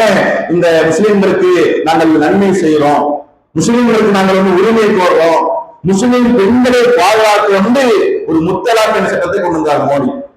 கொண்டு வந்து என்ன சொன்னாங்க, என்ன சொல்லப்பட்டது, முஸ்லிம் பெண்கள் தலாக் தலாக் என்று அந்த கணவன்மார்கள் தலாக் சொல்லி போயிட்டாங்க, அந்த என்ன செய்த வாழ்க்கை முடிந்து போயிடுவது. முஸ்லிம் பெண்களை அநீதி இழைக்கிறார்கள். முஸ்லிம் ஆண்கள் முஸ்லிம் பெண்களுக்கு 3 முறை தலாக் தலாக் என்று சொல்றாங்க. அதோட எனக்கு விவாதம் ஆகிறது. இது முஸ்லிம் பெண்களுக்கு செய்யக்கூடிய அநீதி என்று பல சட்டங்களை கொண்டு வந்து வேறு வேறு மதமுள்ள பெண்களை புர்கா போட்டு வச்சு நாடகம் ஆடி வீடியோ எடுத்து, நான் ஒரு இஸ்லாமிய பெண்மணி, என் கணவர் என்னை விட்டுட்டு போயிட்டாரு, என்ன சொல்ல விட்டுட்டு போனாரு, அந்த செய்தியை கேட்கிறாரு செய்தியாளர். அவர் என்ன பதில் வருது, 3 தலாக் என்று சொல்லி விட்டுட்டு போனாரு, ட்ரிபிள் தலாக். அதுக்கு நினைச்சாங்க உடனே இந்த மீடியாக்கள், கோடி மீடியாக்கள், வரலாற்று மீடியாக்கள் சப்போர்ட் பண்ணி பேச ஆரம்பிக்கிறாங்க. நாடு முழுவதும் கொந்தளிப்பு ஏற்படுத்துகிறது. முத்தலாக் என்று சொல்லிய சட்டத்தை கொண்டு வந்தால் கேள்வி கணக்கு இல்லாமல் இஸ்லாமிய ஆண்கள் ஜெயில தூக்கி போடலாம், அவள் ஜாமீன் கிடையாது என்று சட்டம் விளைச்சது. மிக கடுமையாக இஸ்லாமியர்களை பழிவாங்கும் வண்ணமாக முஸ்லிம் பெண்களுக்கு உரிமை கொடுக்க போறீங்களா, முஸ்லிம் கண்ணீரை கொடுக்க போறீங்களா? நம்ம கேட்கிறோம். அது குறைப்படா இருந்தா 2002 பல்கீஸ் பானல் என்ற பெண்மணி பாதிக்கப்பட்டாரு குஜராத்ல. அந்த பெண்மணி கண்ணீர் தொடர்ந்தீங்க நீங்க? 5 மாத கர்ப்பமா இருக்கும் பொழுது தன்னுடைய பிள்ளையை சேவத்துல அடிச்சு கொண்டார்கள, உடல்நிலை எரித்து கண்முன்னால் கொண்டார்கள. 5 மாத கர்ப்பிணியான பல்கீஸ் பானலை கூட்டு பாறையில் வன்முறை பண்ணி உயிரை போகும் அளவிற்கு கொடூரம் செய்தீர்கள குஜராத்ல. அந்த மோடி பிரதம முதலமைச்சராக இருந்தாரு. பல நாட்கள் கலவரம் நடக்கிறது. அரசு திட்டமிட்டு செய்த கலவரம் என்று அதற்கு பிறகு அங்கு வேலை பார்த்த காவல்துறை உயரதிகாரி பேட்டியளிக்கிறார். நீதிமன்றம் மௌனம் காக்கிறது. பல்கீஸ் பானு குற்றவாளிகள் 11 பேரை ஜெயிலில் அடைக்கிறாங்க. வேற வழி இல்லாம நாடு முழுவதும் பரவிட்டது. நாடு முழுவதும் அவருடைய அனைத்து விதமான அந்த விழிப்புணர்வு வீடியோக்கள் சென்றுவிட்டது. முஸ்லிம்கள் மற்றவர்கள் துன்பத்திருக்கிறார்கள். 11 பேரை உள்ள போய் போட்டாங்க. போட்டது நிலைமை என்ன? சமீபத்தில் 2 ஆண்டுகளுக்கு முன்னால் குஜராத் அரசாங்கம் ஆயுள் கைதியாக மரண தண்டனை கைதியாக இருந்த 11 பேரையும் குஜராத் அரசாங்கம் நினைச்சிருது தங்களுடைய அந்த சட்டங்களை மாற்றி அவங்களுடைய உரிமை வைத்து விடுவிக்கிறது. விடுவித்தால் என்ன ஒரு நிலைமை பார்த்தோம்னா, முஸ்லிம் பெண்களுடைய கண்ணீரை துடைத்து வந்த மோடியும் பாஜக அரசாங்கமும் அந்த சட்டத்திற்கு எதிராக, அந்த தீர்ப்புக்கு எதிராக குரல் கொடுப்பார்கள். கருத்து சொல்றாரு பார்த்தோம் சொன்னா, அதுக்கு ஆப்போசிட்டா 11 பேர் நினைச்சாங்கன்னா ஜெயிலிருந்து வெளியே வர்றாங்க. அந்த 11 பேருக்கு பிஜேபியை சேர்ந்த நிர்வாகிகள், மாவட்ட நிர்வாகிகள் ஆரத்தி எடுத்து மாலை அணிவித்து இனிப்பு கொடுத்து அந்த 11 கொலை குற்றவாளிகளை வரவேற்பதை பார்த்தோமா இல்லையா? அப்போது பல்கீஸ் பானு என்ன அறிக்கை விட்டாங்க? நான் இறுதியா நம்பியிருந்த நீதித்துறையை என்ன செய்வது, நம் கைவிட்டது. எந்த அளவுக்கு நடந்ததுன்னா 10-12 வருடங்களுக்கு மேலாக அந்த இது போய்கொண்டிருக்கிறது. கிட்டத்தட்ட 20 வருடம் இருக்கும் அந்த அவருடைய வழக்கு. உச்ச நீதிமன்றம் ஒரு கட்டத்தில் என்ன முடிவு இருக்குதுன்னா, குஜராத்தை நடத்தக்கூடாது, மும்பை நீதிமன்றத்துக்கு மாற்றுகிறது. ஏன் நீதி வழங்க முடியாது. அந்த நீதிமன்றத்திலும் சரி, இந்த மாநிலத்திலும் சரி பிஜேபி தாக்கம் அதிகமா இருக்கிறது. குற்றவாளி தப்பிக்கிறதுக்கு வாய்ப்பு அதிகமா இருக்குன்னு சொல்லி மகாராஷ்டிரா மும்பை நீதிமன்றத்தில் உயர்நீதிமன்ற வழக்கு தொடரப்பட்டு அங்கே வாதம் பிரிவாக கேட்கப்பட்டுதான் இந்த தண்டனை வழங்கப்பட்டது. 11 பேருக்கு திரும்ப அவர்கள் ரிலீஸ் செய்யப்படுகிறார்கள். குஜராத் மாநில அரசாங்கம் பிஜேபி அரசாங்கத்துடைய உதவியை கொண்டு திரும்ப உச்ச நீதிமன்றம் கண்டித்து 2 மாதங்களுக்கு அந்த 11 பேரை உள்ளே கொண்டு போய் சேர்க்கிறாங்க. அது ஒரு காரணம் என்ன பாருங்க. நான் சொன்ன ஆரம்பத்துல முஸ்லிம்கள் சகிப்புத்தன்மைக்கு மேல தன்னுடைய மனசாட்சிக்கு மேல செய்யறதுதான் சொல்லி அந்த 11 பேரை விடுவிப்பதற்கு இந்த பிஜேபி மாவட்ட கேட்கிறாங்க கருத்து. இது நீங்க எப்படி பாக்குறீங்க அந்த விடுதலைன்னு சொல்லும் பொழுது அவர் சொல்லக்கூடிய வார்த்தை தெரியுமா, அவர்கள் அனைவருமே உயர் ஜாதியை சேர்ந்தவர்கள், அவர்கள் தப்பு செய்ய மாட்டார்கள், தப்பு செஞ்சிருந்தாலும் அந்த உயர் ஜாதி என்ற அடிப்படையில அவர்கள் விடுவிப்பது சரி என்று எந்தக்குள்ள வேட்பாட்சி அளவிற்கு அவருடைய பேச்சு என்பதை பார்ப்போம். இரவு நெருப்புள்ள வெள்ளையை தூக்கி ஊத்துற மாதிரி முஸ்லிம் கொஞ்சத்தில் நாடு முழுவதும் எனக்கு அப்பட்டமாக இப்படி ஒரு அநீதி பல்கீஸ் பானுக்கு நிறைவேற்றிருக்கிறது. குஜராத்தில் 2000க்கும் மேற்பட்ட முஸ்லிம்கள் எடுத்துக் கொள்ளப்பட்டார்கள். அந்த அநீதியில் ஒரு 11 பேர் கண்டித்த நீதிமன்றத்துக்கு எதிராக இப்படி ஒரு சட்டத்தை, ஒரு தீர்ப்பை இந்த அரசாங்கம் விடுவித்திருக்கிறது. அதை வரவேற்கிறார் என்று சொல்லி நாடு முழுவதும் என்ன செஞ்சாங்க, மக்கள் கொந்தளித்தார்கள். அது மட்டுமா, இங்க முஸ்லிம்களுடைய கண்ணீரை கிடைக்க வந்தார். எப்பேர் ஆசிபா என்ற பெண்மணி காஷ்மீரில் கோயில் கருவறையிலே கற்பழித்து கொலை செய்யப்பட்டாலே 10 நாட்கள் வைத்து. அது செய்வது யாரு? பிஜேபியை சேர்ந்த மக்கள். அது அப்பட்டமாக அந்த குற்றவாளிகளை கைது செய்வதற்காக காவல்துறை முறைகிறது. ஒரு வார காலமாக எப்படி ஆசிபா என்ற இஸ்லாமிய சிறுமியை காணவில்லை. தந்தை தாய் தேடுறாங்க, கிடைக்கல. ஆளுமைக்கு போன சிறுமி என்னவென்று பார்த்தால் கோயில் கருவறைக்குள்ளே அவள் சிதைக்கப்பட்டு இறந்து கிடக்கிறாள். அப்போது தாய் சொன்னாங்க, ஆசிபாவோட தாய், நான் எல்லா இடத்திலும் தேடி பார்த்தோம், என்னுடைய மகளை ஆசிபாவை அவரை எங்கேயெல்லாம் வழக்கமா செல்வாளோ அனைத்து இடத்திலும் தேடி பார்த்தோம். ஆனால் கோயில் கருவறைக்குள் செல்லவில்லை. தெரியுமா? அது புனிதமான இடம். அந்த இடத்துல என்னுடைய மகளுக்கு பாதுகாப்பு இருக்குன்னு நினைச்சிருந்தோம். கோயிலுக்கு சென்று பார்க்கவில்லை. உங்கள் சகோதரர்களை நாங்கள் சந்தேகப்படவில்லை என்று இந்த தாய் கேட்டு வைத்திருந்தால், அந்த கோயில் கருவறையில இருந்து ஒரு வாரத்துக்கு மேலாக கற்பழிக்கப்பட்டு கூட்டு பாலியல் வன்முறை செய்யப்பட்டு ஆசிபா இறந்து போனார். அந்த குற்றவாளை கைது செய்ய கோயில் காவல்துறை முனைகிறது. அந்த கைதுக்கு எதிராக, குற்றவாளிகளுக்கு ஆதரவாக ஆசிபாவுடைய மரணத்திற்கு நீதி கிடைப்பது நடக்கும் பொழுது இதற்கு எதிராக பிஜேபியை சேர்ந்த அந்த நிர்வாகிகள் பிஜேபி கொள்கையை பிடித்துக் கொண்டு அந்த குற்றவாளி கைது செய்யக்கூடாது என்று ஊர்வலம் சென்றது மறக்க முடியாது. காவல்துறைக்கு எதிராக, நீதித்துறைக்கு எதிராக, முஸ்லிம்கள் ஒரு அநியாயமாக கொல்லப்பட்ட சிறுமிக்கு இந்த நாட்டில் நீதி இல்லையா? நீதியை கொடுத்த அந்த நீதித்துறை முனைவர்கள், காவல்துறை முனைவர்கள் அதற்கு எதிராக கொடி கொடுத்து பேர் நடத்துவது பார்க்கிறோமே. இப்ப நீங்க தான் முஸ்லிம்களுடைய உரிமையை மீட்டு தர போறீங்களா? முஸ்லிம்களுடைய கண்ணீரை கொடுக்க போறீங்களா? இஸ்லாமியர்களுக்கு நல்லது செய்ய போறீங்களா? எப்படி சொல்லுவீங்க நீங்க? இது ஒரு காமெடி சொன்னா அது சட்டத்திற்கு வரும்போது மோடி, அமித்ஷா போன்றவர்கள் பேசுறாங்க. என்ன பேசுறாங்க? முஸ்லிம்களின் ரப்பு சொத்துக்கள் திருத்தம் சம்பந்தப்பட்ட விஷயங்கள் சொல்லும் பொழுது சட்டம் நிறைவேற்றப்பட்டால் வீடு இல்லாத முஸ்லிம்களுக்கு வீடு கட்டி கொடுப்போம். எவ்வளவு பெரிய ஒரு காமெடி என்று நீங்க பாருங்க. நகைச்சுவை.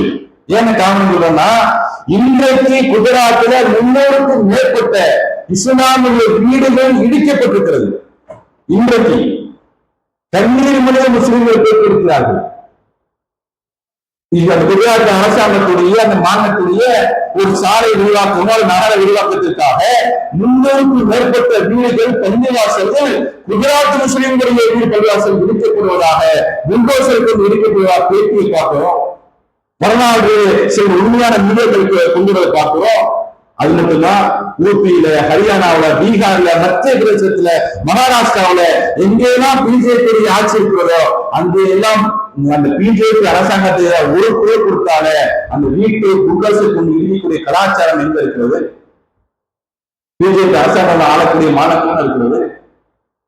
இந்த என்ஆர்சி சொல்லக்கூடிய, சிஏ சொல்லக்கூடிய குடியுரிமை திருத்த சட்டம் அதோடு அநீதி இருக்கிறது. அதோடு மிகப்பெரிய மோசமான இந்த முஸ்லிம்கள் வரக்கூடிய சட்டம் எங்க இருக்கிறது? அமித்ஷா பேசுகிறார், யாரெல்லாம் நமக்கு எதிரியோ, எலெக்ஷன் பேசுறார், யாரெல்லாம் நமக்கு எதிரியோ அந்த எதிரிகளை வெளியேற்ற நாம் காத்துக் கொண்டு சட்டம் போட்டு விட்டோம். வடமாநில பேசுறார். தமிழ்நாடு வந்து அப்படியே பங்கிடுவார். அவர் பேசக்கூடிய பேச்சு பார்த்தீங்கன்னா அப்படியே நமக்கு எல்லாம் கொண்டு வளர்ந்து இருக்கும். அப்படி பேசுவதற்கு கீழே இறங்குகிறார். சட்டம் நிறைவேற்றப்படுகிறது. நிறைவேற்றப்பட்டால் முஸ்லிம்கள் நாட்டை வாழ முடியாது. முஸ்லிம்கள் நாட்டில் உரிமை கொண்டு குடிமக்களை அங்கீகரிக்கப்பட மாட்டார்கள். சட்டத்திற்கு எதிராக நாடு முழுவதும் போராடணும். துப்பாக்கி கொண்டு சுட்டுக் கொண்டார்கள். காவல்துறை முன்னிலையில டெல்லியில பல்கலைக்கழக பக்கத்துல, ஜேஎன்யூ பக்கத்துல சுட்டுக் கொண்டார்கள். அந்த கைதி, அந்த குற்றம் என்ன பண்ணீங்க? முஸ்லிம்களுக்கு எதிராக பிஜேபி எம்எல்ஏ பேசினாங்களே கடுமையாக, ஏழைப்பட்டு பேசினாங்களே அந்த சட்டம் வரும் பொழுது, முஸ்லிம்கள் போராடும் பொழுது சாயின் மாற்றை கொடுப்போம் என்று சொல்லுங்கள, சாயின் மாற்றை தனிநிறுத்தி விளச்சுங்கள. எத்தனை பெண் கேசுகளை மாணவர்கள் மீது போட்டீங்க.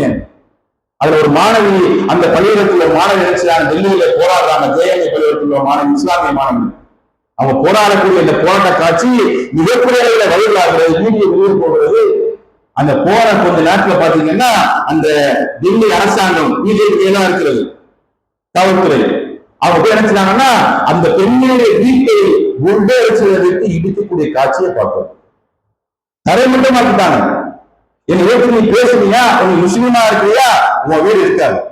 எப்படி நீ பேசுவ? நீ நடுவோட்டு தான் வந்தாகணும். என்ற அளவிற்கு அவருடைய செயல்பாடு இருந்ததை நம்ம கண்கூடா பார்த்த பொழுது வக்ஃபு வாரிய திருத்த சட்டத்தின் மூலமாக முஸ்லிம்களுக்கு வீடு கட்டி கொடுப்போம். எவ்வளவு பேர் நகைச்சுவையுது. குஜராத்ல, யூபியில, பீகார்ல, மத்திய பிரதேசத்துல இன்றைக்கு வீடுகள் எடுத்துக் கொண்டிருக்கிறீர்கள். குறிப்பா முஸ்லிம் வீடுகளை உச்ச நீதிமன்றம் கடுமையான வார்த்தை கொட்டியது. ஒரு இந்திய பிரஜையை, இந்திய குடிமகனை அவனுக்கு அரசுக்கு எதிராக கருத்து சொன்னான். குறிப்பா முஸ்லீமா இருக்கின்ற காரணத்திற்காக வீட்டை இடிக்க உங்களுக்கு யார் கொடுத்தது என்று ஊட்டி முதல்வரை அந்த உச்ச நீதிமன்றம் கேள்வி எழுப்பியது. மிகப்பெரிய கடுமையான வார்த்தை. உடனடியாக வீடுகளை கட்டிக் கொடுக்க வேண்டும், அந்த சட்டத்தை நிறுத்த வேண்டும் என்று அன்றைக்கு உச்ச நீதிமன்றம் கண்டிக்கிறது. இருந்தாலும் தொடர்வதை பார்க்கிறோம். அப்படியெல்லாம் நிலைமை நாட்டில் இருக்கும் பொழுது, அப்படியெல்லாம் முஸ்லிம்க்கு எதிராக நீங்கள் மிகப்பெரிய அநீதியை கொடுமையை செய்யும் பொழுது கருத்து சொல்ல முடியாது, போராட முடியாது, உரிமை கட்டக்கூடாது, நாங்கள் உங்களுடைய வாழ்வாழ்க்கை நிம்மதியா பாதுகாப்பா வாழ முடியாது. என்ஆர்சி, சிஏஏ, முத்தலாக்கு, காஷ்மீர் 320 ரொம்ப அநீதி, ரொம்ப கேட்க வேண்டிய கேள்வி. 320 கொண்டு வந்து விட்டால் காஷ்மீர்ல பாதுகாப்பா காஷ்மீர் இருக்கும் சொன்னீங்களா? யாரும் இறங்க முடியாது, யாரும் இலக்கை கூற முடியாது. காஷ்மீர் பாதுகாக்கப்பட்ட காஷ்மீர் என்று நீங்க சொன்னீங்க. 320 கொண்டு வரும் பொழுது அன்றைக்கு நாடு அமைதியாத்தது, அரசியல் தலைவர்கள் ஊனமாகி போனார்கள். அன்றைக்கு அதோட விளைவை நீங்க பார்க்கலாங்க. காஷ்மீர்ல இந்திய எல்லையில உள்ள அந்த பாதுகாப்பை தாண்டி சில பயங்கரவாதிகள், தீவிரவாதிகள் வந்து சுட்டுவிட்டு சென்றிருக்கிறார்கள். என் நாட்டு மக்களின் சகோதரர்களை அங்கே கொண்டிருக்கிறார்கள். ஒன்றை மட்டுமல்ல, அங்கே காத்திருந்த கலைகள், பிணந்தண்ணி கலைகள் போன்றிருந்த மீடியாக்கள் உடனடியாக முஸ்லிம்கள் பழியை கொள்கிறார்கள். எந்த முஸ்லிம்கள் சைவத்துக்கு மேலாக சுதந்திரத்தில் போராடினார்களோ, எந்த முஸ்லிம்கள் ஆங்கிலத்துக்கு எதிராக ஆங்கிலம் படிக்க மாட்டோம் என்று உறுதி கொண்டார்களோ, காங்கிரஸ் ஆங்கிலத்தை நிப்பாட்டுங்கள், படிக்காதீர்கள், உடனே கட்டுப்பட்ட சமுதாயம் இஸ்லாமிய சமுதாயம் வரலாறு தெரியுமா உங்களுக்கு? அதனால படிப்பணி பின்தங்கி போயிருக்கிறோம். 3.5, 7 10 கெஞ்சி கொண்டிருக்கிறோம். படித்த மக்கள் தெரிஞ்சு கொள்வாங்க. சுமந்திருக்கும் போது பல ஆண்டுகளாக, 17 ஆண்டுகளாக ஆங்கிலம் படிக்கக் கூடாது என்று படிப்பை புறந்தவர்கள் முஸ்லிம்கள். அன்றைக்கு முஸ்லிம்கள் சேர்த்து மற்ற மக்கள் அனைவருமே கைகோர்த்து நின்று சுதந்திரத்தை வாங்கினோம். அந்த வாழ்ந்த நேரத்துல இன்னைக்கு பேசக்கூடிய இந்த ஸ்பீக்கை கும்பலாம் அன்றைக்கு ஒரு தூய்மை கூட இந்த சுதந்திர போராட்டத்துக்கு கொடுக்கவே இல்லை. காந்தி சுற்றுக் கொண்ட பிறகு இஸ்மாயில் என்ற பச்சை தொட்டியை காட்டினார்களே, துரோகம் நினைத்தார்களே, அன்றிலிருந்து இன்று வரை தொடர்ந்து கொண்டிருக்கிறது. அப்ப முஸ்லிம்கள் தங்களுடைய வாழ்நாள் முழுவதுமே பாகிஸ்தான் சப்போர்ட் ஆனாலும் கிடையாது, இந்திய ஏழாமுக்கு எதிராக கிடையாது, முழுக்க முழுக்க இந்தியாதான் இந்த சொந்த நாடு என்று இந்த பிரிவினையின் போது, பாகிஸ்தான் பிரிவினையின் போது இந்தியாவில் தங்கிய மக்கள் நாங்கள். இன்றைக்கும் இந்தியாவுடைய அனைத்து விதமான இறையாண்மையான முயற்சிகளுக்கும் ராணுவ நடவடிக்கைக்கும் உறுதியளிக்கக்கூடிய முஸ்லிம்கள் நாங்கள். இன்றைக்கு போர் அறிவிக்கப்பட்டால் அநீதிக்கு எதிராக, தீவிரவாதத்துக்கு எதிராக முஸ்லிம்கள் படை புரிந்து வருவார்கள், நாட்டுக்காக போராடுவார்கள், உயிரை கொடுப்பார்கள். நீங்கள் மாற்றுக்கு சொல்லப்பட்டிருக்கிறது. உன் உரிமைக்காக, உடைமைக்காக, பொருளாதாரத்துக்காக நீ சண்டையிட்டு இறந்து போனால் நீ அல்லாஹ்விடத்திலே உயிர் தியாகி என்று எங்கள் மார்க்கம் எங்களை அந்த அளவுக்கு எங்களை இந்த நாட்டுக்காக, நாட்டு மக்களுக்காக அர்ப்பணித்து சொல்லி காட்டுகிறது. அன்புக்குரிய சகோதரர்களே, பொதுமக்களே, இன்றைய வரைக்கும் இந்தியாவில இது போன்ற தியாகங்களை, இது போன்ற அர்ப்பணிப்புகளை, சதவீதத்துக்கு மேலான உயிர் தியாகத்தை, பொருள் தியாகத்தை சுதந்திரத்தில் இருந்து இந்த சமுதாயம் இந்த நாட்டுக்காக வழங்கி இருக்கிறது. இது எப்படி நீங்க பாக்குறீங்க, இது எப்படி நீங்க செயல்படுத்துன்னு சொன்னா, இந்த மக்கள் இந்த தியாகத்தை செய்வதன் மூலமாக, இந்த அர்ப்பணிப்பை செய்வதன் மூலமாக இஸ்லாம் பெருசா பேசப்படுது, இஸ்லாமிய மார்க்கம் வளர்ந்து கொண்டிருக்கிறது. முஸ்லிம்கள் இது போன்ற அர்ப்பணிப்பு, தியாகத்தை எல்லா நிலையிலுமே சகோதரத்தை போற்றுவதனால இன்றைக்கு இஸ்லாமியர்களால, முஸ்லிம்களால நாட்டுக்கு ஆபத்தா, நாட்டுக்கு எதுவும் சீர்கேடா, அவருடைய சட்டத்தை மதிக்காதவர்களா, ஜனநாயகத்தை கையெழுத்துக் கொள்வர்களா? இல்ல. இன்றைக்கு இஸ்லாமியருடைய அந்த அனைத்து விதமான எல்லா விதமான அர்ப்பணிப்பையும் கொச்சைப்படுத்தும் விதமாக, இஸ்லாத்தை மட்டம் தட்டும் விதமாக, முஸ்லிம்களை 2ஆம் தர குடிமை நடக்கும் விதமாக நீங்கள் ஏற்கக்கூடிய சட்டங்கள் இருக்கிறது. சிஏ, என்ஆர்சி, காஷ்மீர் 370, முத்தலாக் சட்டம், ஹிஜாப் தடை சட்டம், இப்படி வரிசையாக இந்த வக்ஃப் வந்திருக்கிறது. இந்த இந்த வக்ஃபுடைய முக்கியம் அவர்களை நிக்க போலதான் இல்லை. ஏன்னு சொன்னா இவர்கள் ஆட்சியை நீடிக்கிற வரைக்கும், இவர்கள் ஆட்சியை இருக்கின்ற வரைக்கும், ஆட்சியை திரும்ப பிடிக்கிற வரைக்கும் சட்டங்களை, கருப்பு சட்டங்களை போட்டுக் கொண்டே இருப்பாங்க. வக்ஃபை பேசிட்டு இருக்கீங்க, கொஞ்ச நாள் கழிச்சு பாத்தீங்கன்னா புதுச்சி சட்டம் வரும், யூனிஃபார்ம் சிவில் கோட் UCC. இதை நீங்க பின்பற்றி ஆகணும். என்ன பின்பற்றணும்? முஸ்லிம்கள் தங்கள் சட்டங்களை பின்பற்ற முடியாது. சரியத்தலாம் முஸ்லிம்களுக்கான உரிமை உள்ள சொத்து, திருமணம், அது போன்ற அனைத்து விதமான சட்டங்களை ஒருதான் என்ன செய்யுங்கள் உங்க மத அடிப்படையில் பின்பற்ற முடியாது. UCC தான் பின்பற்றணும். நான் சொல்ற வயசுல கல்யாணம் பண்ணணும், நான் சொல்ற மாதிரி திருமணம் பண்ணணும், நான் சொல்ற மாதிரி சொத்தை நீ பிரிச்சு கொடுக்கணும், நான் சொல்ற மாதிரி அவன் குடும்ப அமைப்பு வைத்துக்கணும் என்று UCC சொல்லி காட்டுகிறது.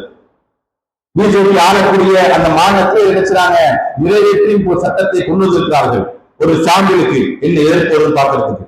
உண்மையிலேயே முஸ்லிம்கள் நாட்டுக்கு எவ்வளவு தியானம் செய்தாலும் அவர்களை இரண்டாம் தர குடிமை ஆக்குவதற்கு இந்த RSS அஜெண்டா 100 வருஷம் அஜெண்டா இன்னைக்கு நேற்றல்ல, 1925 ஆரம்பிக்கப்பட்ட நோக்கமே அதுதான். 100 வருஷமாக இன்றைக்கு முஸ்லிம்களை கருவறுக்க அவர்கள் காத்திருக்கிறார்கள். ஆனால் முஸ்லிம்கள் இன்றைய வரைக்கும் இந்தியாவுடைய இறையாண்மைக்கும், இந்தியாவுடைய மதச்சார்பற்ற தன்மைக்கும், அனைத்து விதமான இந்தியாவுடைய வளர்ச்சிக்கும், நாட்டுடைய முன்னேற்றத்திற்கும் முஸ்லிம்கள் இன்றைய வரைக்கும் பாடுபடுகிறார்கள். முஸ்லிம்கள் இன்றைய வரைக்கும் தங்களுடைய நாட்டுக்காக அர்ப்பணிப்பாக இருக்கிறார்கள். இன்றைக்கு இந்த அநீதிக்கு எதிராக போர் வந்தால் கூட முஸ்லிம்கள் நாட்டுக்காக அர்ப்பணிப்பார்கள். இன்றைக்கு அந்த சுதந்திர போர்ல தங்களுடைய உயிர்களை, தியாகத்தை அதிகமாக கொடுத்தார்களோ, செல்வங்களை கொடுத்தாங்களோ, உயிரை நீர்த்தாங்களோ, அந்த விஷயத்தை இன்றைக்கு முஸ்லிம்கள் தயாராக இருக்கிறார்கள். ஆனால் இன்றைக்கு முஸ்லிம்கள் அதற்கு பகரமாக நன்மை இல்ல, தீமை அதிகமாகிக் கொண்டிருக்கிறது. வெறுப்பு அதிகமாக, அதாவது முக்கியமானது வெறுப்பு தான் இன்னைக்கு இஸ்லாத்தை செய்கிறது. முஸ்லிம்களை அதிகமாக கொடுமைப்படுத்தக்கூடிய அணியிருக்கக்கூடிய காரணம் அதுதான். இந்த வக்ஃபு சட்டம் வந்த பிறகு ஒரு பிரச்சனை நடக்கிறது. அதற்குள்ள பாத்தீங்கன்னா காஷ்மீர்ல ஒரு துப்பாக்கி சூடு அநீதி இழைக்கப்படுது. இதுல முஸ்லிம்களுடைய பேரை எழுதி போட்டு வரலாற்று மீடியா செய்யற செயல்னால வரலாற்றில் உள்ள முஸ்லிம்கள் அந்த வியாபாரம் பண்ண முடியல, நடமாட முடியல, சாதாரணமாக அங்க வாழ முடியல. ராமன் அடி வந்து விட்டால், வேற வேற நிகழ்ச்சி வந்து விட்டால் பள்ளிவாசலுக்கு மேலேயே காய்களை கட்டுகிறார்கள். எந்த முஸ்லீம் கோயிலுக்கு மேலே கட்டிருக்காரு மாதிரி, எந்த முஸ்லீம் சர்ச்சைக்கு மேலே இது மாதிரி இஸ்லாமிய கோயில் கட்டிருக்கிறார்? தேவையில்லையே. முஸ்லீம்கள் பள்ளிவாசல் மேல பண்றீங்க, முஸ்லீம் பள்ளிவாசல் விடைக்கிறீங்க, வாசல்ல பள்ளிவாசல் வாசல் இருந்து எல்லா விதமான பாட்டுக்களை கச்சேரியில் அரங்கேற்கிறீங்க, தகார வார்த்தைகளை பேசுறீங்க, கொலை செய்யக்கூடிய வார்த்தைகளை பேசுறீங்க, வாள் அருவா கத்திகளை கொண்டு வர்றீங்க. இதெல்லாம் பார்த்து இன்னைக்கு இஸ்லாமிய சமுதாயம் இந்த நாட்டில் அமையதான் இருக்கு. எதிர்த்தாக்கு நடத்தல, எதிரே விஷயங்களை இறங்கல. அது இறங்கியிருந்தால் இன்றைக்கு எந்த கட்டமைப்பு செய்கிறார்களோ, எந்த வெறுப்பை விதைக்கிறார்களோ அந்த வெறுப்பு உண்மையாக மாறி இருக்கும் என்று நாங்கள் அமைதி காக்கிறோம். மிக அமைதி காக்கிறோம் இன்னும் வரைக்கும். ஆனா இருக்க இவர்கள் நினைச்சாங்கன்னா எரிகின்ற நெருப்புல எண்ணெயை ஊட்டி கொண்டே இருக்கிறார்கள். நான் இருக்க ஒரு எல்லா சமயத்தையும் இருப்பான். அவன் ஏற்க நடக்கும் பொழுது, அவன் காட்டும் பொழுது அதை விட்டு பறக்கக்கூடிய காட்சிகளை பார்க்கிறோம். அந்த வெறுப்புதான் இன்னைக்கு அதிகமாய் கொண்டிருக்கிறது. இந்த வெறுப்புக்கு பகரமாக முஸ்லிம்கள் அன்பை வைத்துக் கொண்டிருக்கிறோம். இன்றைக்கு இஸ்லாமிய சமுதாயத்துல நம்ம தமிழ்நாட்டு மூலமாக மற்ற அமைப்பு மூலமா தமிழ்நாட்டுல மட்டும் பாருங்க, அனைத்து சமுதாய மக்களுக்கும் இலவசமா ரத்தம் கொடுக்கக்கூடிய முஸ்லிம்கள் தான். தமிழ்நாடு எடுத்து பாருங்க, இன்னைக்கு எல்லா சமுதாய மக்களுக்கும் பிஜேபி RSS எந்த மக்களாக இருக்காரு, எந்த சமுதாய மக்கள் தான் நல்ல 2 மந்திக்கு இடம் செய்யறோம். ரத்தத்தை இலவசமாக்கக்கூடிய ஒரே சமுதாயம் முஸ்லிம் சமுதாயம். ஆனா அன்னைக்கு அவங்களுக்கு கொடுக்கக்கூடிய மிக அடுத்த பரிசு என்ன? வக்ஃபு சட்டம், அடக்குமுறை, ஒடுக்குமுறை, பள்ளிவாசல் தாக்கப்படுவது, முஸ்லீம் அநியாயமாக கொலை செய்யப்படுவது, முஸ்லீமுடைய கடைகளை வீடுகளை சுமதியாக கொண்டிருக்கிறார்கள். இந்த காஷ்மீர் தாக்குதல் பிறகு வெறுப்பை இருக்கிறார்கள். பாகிஸ்தானுடைய கொடியை கீழே விட்டு அதை முஸ்லீம்கள் நினைச்சாங்க நடந்து போற மாதிரியும் ரயில்வே ஸ்டேஷன் எல்லாருக்கும் இருக்கிறாங்க. என்ன வெறுப்பு இருக்கிறது? இன்றைக்கு வெறுப்பு இல்லாத இந்தியாவால் தான் இந்தியா வளர்ச்சி செய்ய முடியும். வெறுப்பு இந்தியாவில் ஒரு காலம் வளர்ச்சி இருக்காது. இன்னும் இறுதியா சொல்லிக் கொள்கிறோம், முஸ்லிம்களுக்கு ஆதரவாக, முஸ்லிம் இல்லங்களை மீட்பதற்காக, முஸ்லிம்களுடைய உரிமையை பாதுகாப்பதற்காக இன்னும் முஸ்லிம்களுடைய சட்டங்களை, முஸ்லிம்களுடைய சொத்துக்களை, உடைமைகளை, உயிர்களை இந்த பிஜேபி அரசாங்கம் பாதுகாக்க வேண்டும் முடிவெடுத்தால் நம்ம கேட்கிறோம், இந்த வக்ஃபு உங்களுக்கு என்னது முக்கியமா இருக்குதா? வக்ஃபு சொத்துக்கள் நீங்க பாதுகாக்க போறீங்களா? எங்கள் வக்ஃபு சொத்து பாபர் மசூதி அதை மீட்டு தருகிறா முதல்ல.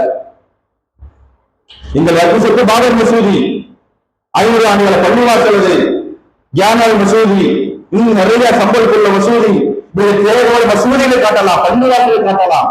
அந்த வக்ஃபு நிலங்களை அபகரித்துக் கொண்டிருக்கிற அவையோட மீட்டுவீங்களா? மீட்டு வர முடியுமா? இல்ல. இன்னும் சொல்கிறோம், இந்த வக்ஃபு சட்டத்தின் மூலமாக, இந்த சட்டத்திட்டத்தின் மூலமாக முஸ்லீம்களை அடக்கலாம், ஒடுக்கலாம், அவர்களை ஒண்ணுமா மாற்றம் நினைச்சீங்கன்னா அது உங்களுடைய மனக்கணக்காக இருக்கலாம். நாங்கள் அப்படி இல்லை. இந்த சட்டத்தின் மூலமாக நீங்கள் தமிழ்நாட்டிலோ வேற மாநிலங்களிலோ குறிப்பாக இந்த முஸ்லீம்கள் அதிகமாக இருக்கக்கூடிய சொத்து இருக்கக்கூடிய அந்த வக்ஃபு நிலங்களுடைய விஷயங்கள்ல நீங்கள் நேரடியாக கலந்து காண்பீர்கள் என்றால், அங்கே சட்டத்துடைய விஷயங்கள்ல நீங்கள் கைவைப்பீர்கள் என்றால், உதாரணத்துக்கு இந்த கிறிஸ்தானி பட்டியல பெரிய படி இருக்கிறது, ஈசிஆர் பள்ளி இருக்கிறது, இந்த தமிழகத்தில் எத்தனையோ வக்ஃபு பள்ளிகள் இருக்கிறது. அந்த பள்ளிகளில் நீங்க கை வைத்து சொன்னால் முதல் நாளாக தமிழ்நாடு தௌஹீத் ஜமாஅத் சார்பான சொன்னா களம் இறங்கி போராடுவர்கள் மாநில தலைவர் அறிவித்திருக்கிறார்கள்.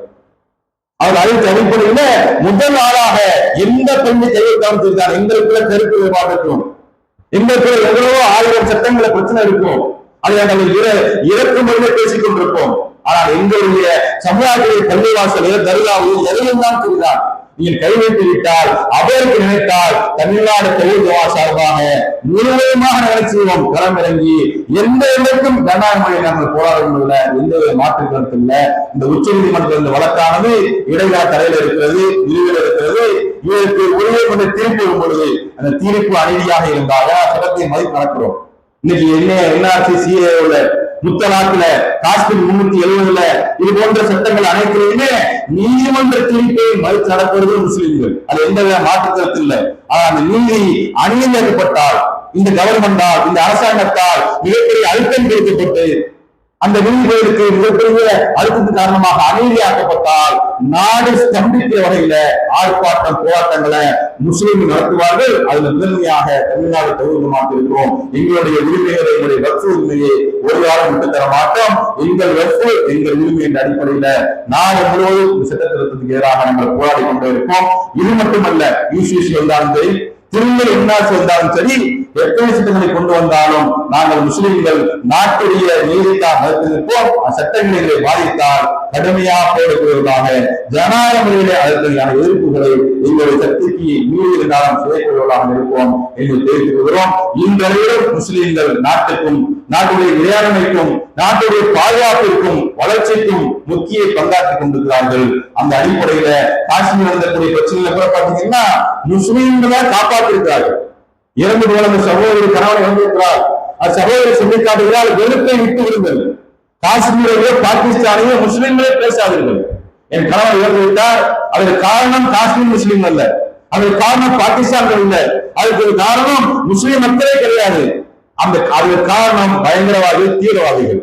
அவர்களை பற்றி நீங்கள் பேசுங்கள், முஸ்லிம்களை விட்டு விடுங்கள், நான் அமைதியாக வாழ விரும்புகிறேன் என்று சொல்லக்கூடிய ஒரு பேட்டியை அந்த பெண்மணி கொடுக்கிறார். கொடுத்த மாற்றத்துல பாத்தீங்கன்னா விருப்புடைய உச்சம் வலதுசாரிகள், பிஜேபி, RSS வகையறாக்கள் களம் இறங்கி அந்த பெண்மணியை கொச்சை கொச்சை வார்த்தையில் பேசுகிறார்கள்.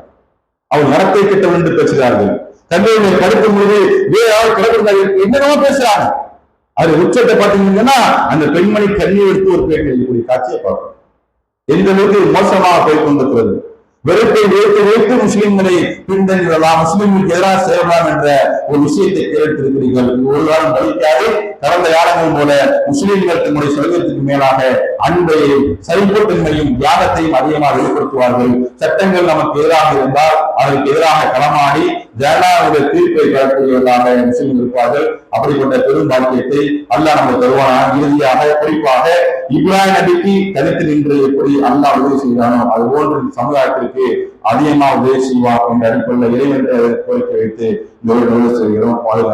அஸ்ஸலாமு அலைக்கும்.